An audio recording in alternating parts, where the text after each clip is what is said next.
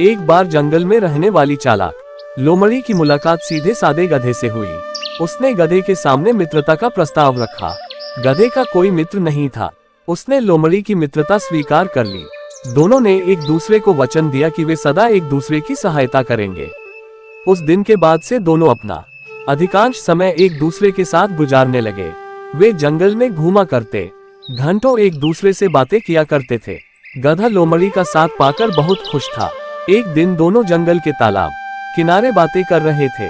तभी वहां जंगल का राजा शेर पानी पीने आया। उसने जब गधे को देखा तो उसके मुंह में पानी आ गया।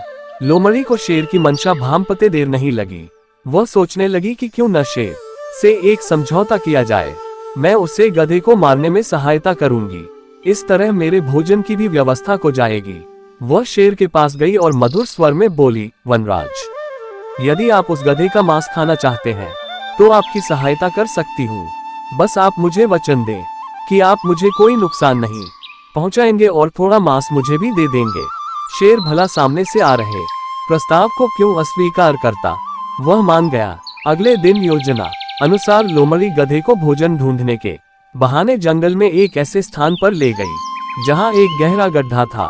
लोमड़ी की बातों में उलझे गधे की दृष्टि गड्ढे पर नहीं पड़ी और वह उसमें गिर पड़ा। लोमड़ी ने तुरंत पेड़ के पीछे छुपे शेर को इशारा कर दिया। शेर भी इसी अवसर की ताक में था। उसने पहले लोमड़ी पर हमला किया और उसे मारकर छक्कर उसका मांस खाया। बाद में उसने गधे को मारकर उसके मांस की दावत उड़ाई। शिक्षा: मित्र को धोखा देने वाले का परिणाम बुरा होता है।